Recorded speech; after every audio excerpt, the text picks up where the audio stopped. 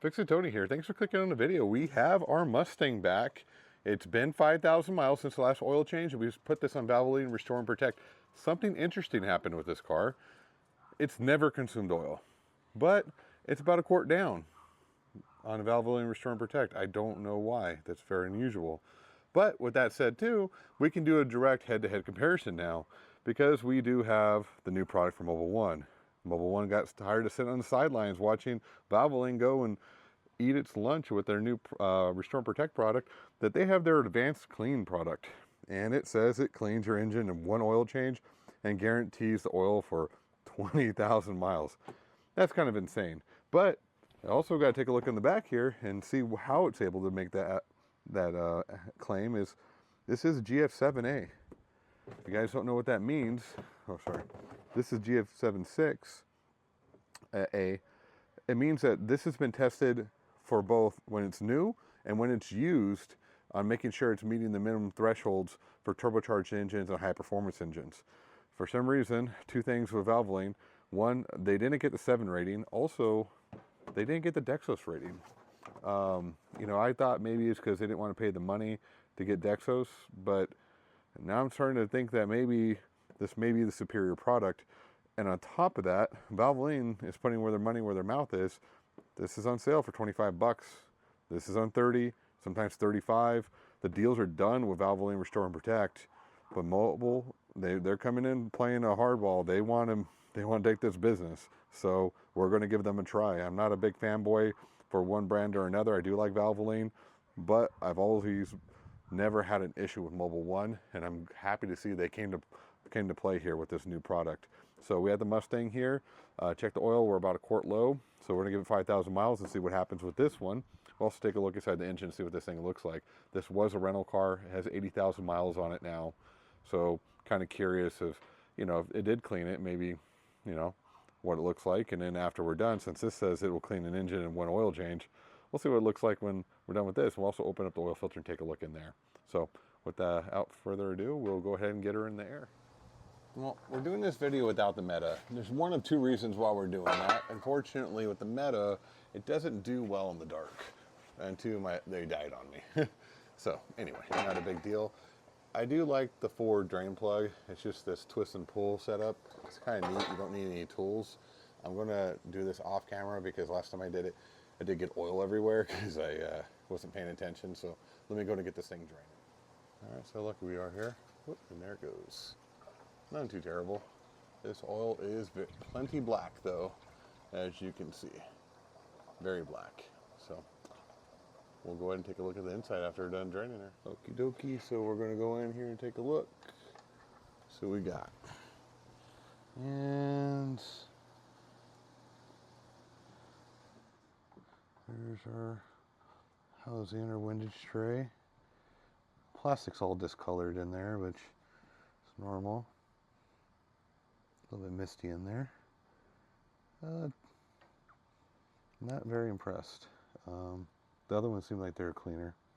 So we'll get this closed up, get the filter off. Let's take a look inside the filter. So I am a fan of this quick release plug. That's pretty cool. We are going to be doing the transmission service, not today, but soon. Sorry, a little bit of oil splashed up. That's not from anything. But we got to find our oil filter here on the Mustang 5.0s. It plays a little peekaboo. I mean, you can remove that screw, but this thing just pops out. And as you can see, there's our oil filter there. We have a little bit of wetness going on in here. I wonder where that's coming from. That looks like a little bit of leak from the housing, if I had to guess. Interesting. All right, well, we'll go ahead and get this filter off and take a look. It's a little tighter than I can do by hand. You know, I did the Camaro on another video here, and I will tell you, those Mobil 1 filters, this is STP filter, it's really on there. And the phone flew out of my hand. Anyway, they're really kind of weirded out by the fact that the Mobil 1 filters are so thin, like the metal in them. They really went chintzy on it. I don't understand why they did that. Never had that issue before with their filters. Even this filter is STP. It feels bulkier and more substantial than that thing did. We'll go ahead and take her loose here. She's coming. Wish they gave you a little more access in here, but they don't. It is a convertible too, so yeah, see that oil probably just is residue from when the last couple of oil changes. I think I noted that last oil change. So anyway, let me get this thing off and out of the way. Okay, so we got the cap off, and you can see this is a thicker, more substantial filter. I was talking about the Mobil one. Look how thin and cheesy this thing is. And then this is like beefy. I don't know why they're going cheap on that, but they are. I'll pull our filter out here. It definitely feels a little heavy. There's some gunk in there for sure. We see a lot of RTV in the other filters, but I don't think that's RTV. I think that's just glue from the Element. No glitter magic, which is good. Let's see what the oil looks like in here. Very, very black.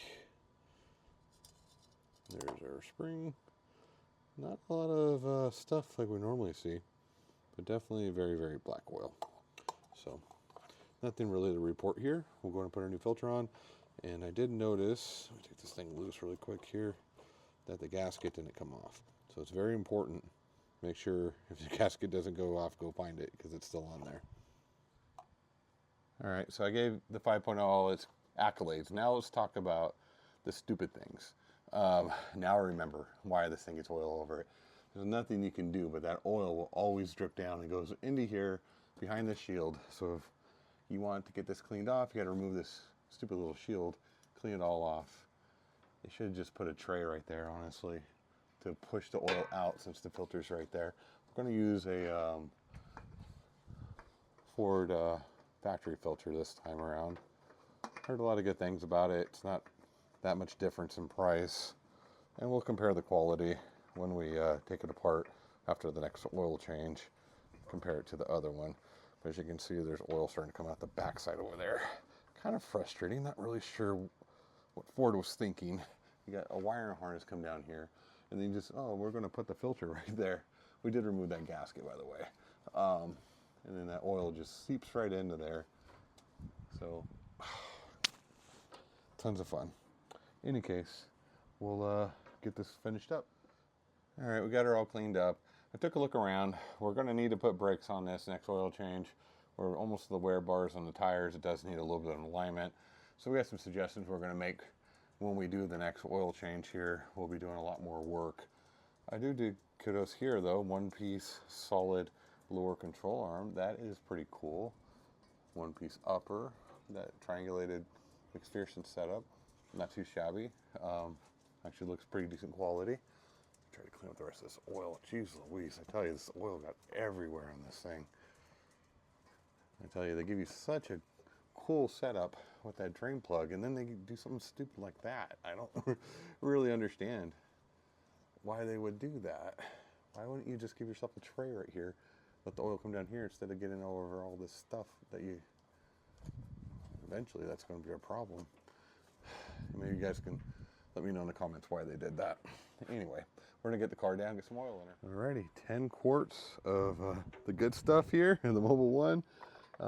Thank you for making this a decent size. It actually holds the funnel pretty nice, Ford. So we are seeing some nice stuff. So we got 10 quarts of the good stuff, and you know, again, Valvoline Restore and Protect, I like it, but again, $5 per jug, that's $10 per oil change. It starts to add up after a while.